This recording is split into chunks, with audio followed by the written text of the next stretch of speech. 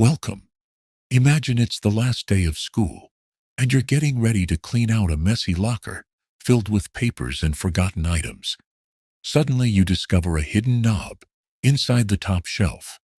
You have no idea what it is, but curiosity gets the better of you, so you turn it, revealing a secret door to a mysterious passageway deep within the school's walls. Would you dare to enter? What if something is waiting for you in the darkness? Follow the eerie tale of the limitless lockers, and you'll understand the true meaning of horror. The limitless lockers. It was a quiet afternoon at Brayer Hill Middle School in Utah. The date was June 13th, 2003. On this dreadful afternoon, I was walking to my locker with my two friends, Olivia and Carly. It was the last week of school before summer break. They were helping me clean out my locker. I opened my locker door, and loads of papers tumbled out. Olivia said, "Wow, your locker sure is a mess." I nodded my head in agreement and took my science book out, getting ready for the last period of the day.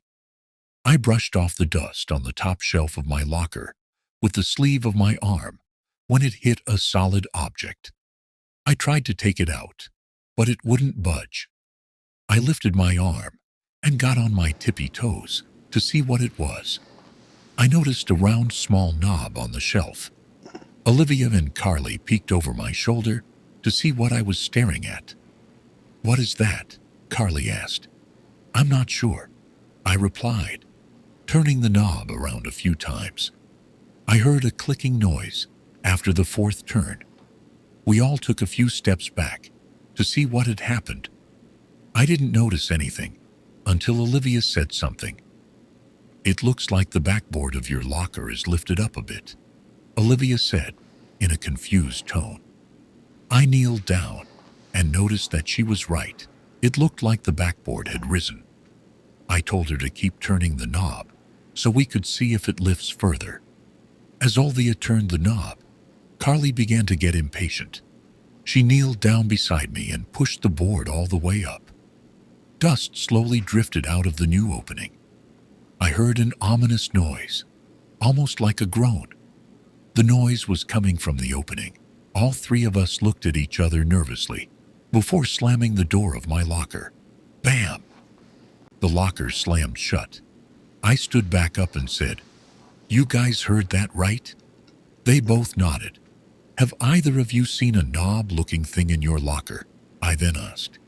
Carly said, "I don't remember ever seeing one." Olivia agreed and said, "We should check our lockers just in case we have the knob too, just to be safe." We all went to Olivia's locker, and when she opened the door, we all looked to the top shelf. She slid her hand across the shelf until she came to a halt at the knob. We all exchanged glances before Olivia began turning the knob. The more she turned it, the higher the back of her locker rose. Carly's locker was the only one left to check.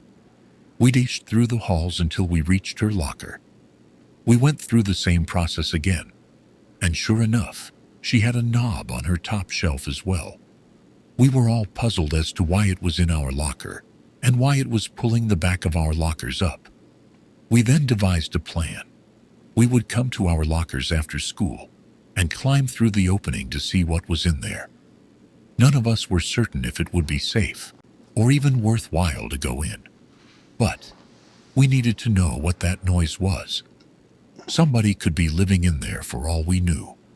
The three of us settled our plan and agreed that we would meet at 5 p.m. sharp at the school gates.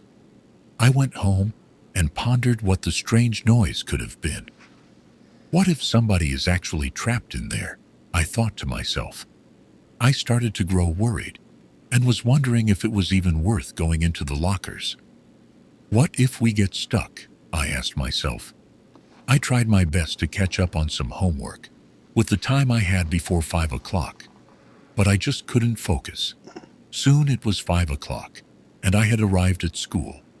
I told my mom I was going to a football game, so I wouldn't seem suspicious. I found Olivia and Carly waiting by the gates. Carly said, Olivia and I were thinking about the plan. Wouldn't it be good if we all were on call when going through the locker passageway? So if anything happens to any of us, you'd be alert? Yeah, that would make this a lot easier. Tell me if you guys are ready to back out of the plan at any time, because it's fine by me, I said. They both nodded, and Olivia said, we should go to our lockers and get started. I'll call you when I get there. So Olivia and Carly rushed towards their lockers, and soon I got a call saying they were ready. I was scared going through my locker all alone, but I knew this is the way it had to be. We had to see if all the passages lead to the same spot. We all twisted the knob, so it was big enough to pass through. Soon enough, all of us were climbing through the lockers. After about a minute or two of crawling, I started to see a dim light at the end of the passage. I told Olivia and Carly about the light, and they said they saw it too. I reached the end of the passageway, and it took us all to a small room. I saw 2 other tunnels, which Carly and Olivia were coming out of. We all looked around the room and tried to figure out what this place was. Where even are we? I exclaimed. I don't know. It looks like a massive cave or something, Carly said with a frightened tone. Yeah, almost like there is a maze built in here. I replied. We were in a large, dark room. There were many holes in the wall, creating makeshift tunnels. I saw a slight motion out of the corner of my eye. I twisted my head and looked straight to a rocking chair, facing the wall, on the other side of the room. Me, Olivia, and Carly slowly started walking towards it. I put my hands on the back of the rocking chair and turned it over. We all screamed when we saw what was sitting on the chair. It was a human skeleton, rotting with some flesh still on it. It was covered in dust, and I even saw a spider crawling from its mouth. We have to get out of here, Carly exclaimed. I looked back at the tunnels we had come through. They had vanished. I put my hand on the spot my tunnel was by, and it felt warm, as if it had just closed in on us. I walked back to the skeleton, and in its hand was a piece of paper. I picked it up and read it aloud. It said, if you choose to leave this lair, you must set free the spirit trapped in my body first. In order to let it out, you all must chant this 7 times louder and louder each time. Please rid the spirit of the evil one from within the boundaries of this world. Do not let any demons nor negative entities enter this world. Leave our peaceful world, you wretched spirit. We all looked around at each other and knew what we had to do. We all started chanting the words progressively louder each time. After the 7th chant, we all stopped, and the room grew quiet. I looked back up at the rocking chair, and it was gone. I turned my head to Olivia and Carly, but they were nowhere to be seen. I started looking around the room in a panic when my tunnel started opening up again. I quickly ran towards it and crawled back through the passageway. I was back at my locker, but somebody had shut the door. I started vigorously banging on the door, yelling, "Help! I'm stuck inside my locker, and I can't get out. Help!" I turned around to look at the other end of the tunnel, and it was moving towards me, as if it was caving in on me. I thought I was hallucinating until it kept coming closer and closer. I was scraping at the doors of the locker. The marks were engraved into the door. The walls were closing in on me, and I was losing my breath. When the wall hit my head, I fell unconscious. It felt like I had exploded. I regained consciousness, although I couldn't remember anything. I found myself sitting on a rocking chair in a dark cavern.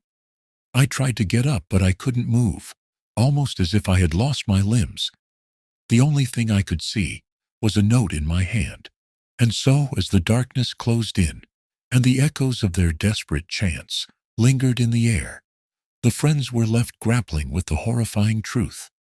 They had awakened something far more sinister than they ever imagined, with escape routes sealing off and one of their own mysteriously disappearing.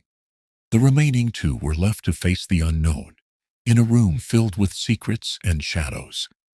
What will become of them? Will they be able to confront the evil they inadvertently unleashed? Or will they become trapped forever in the sinister realm of the limitless lockers?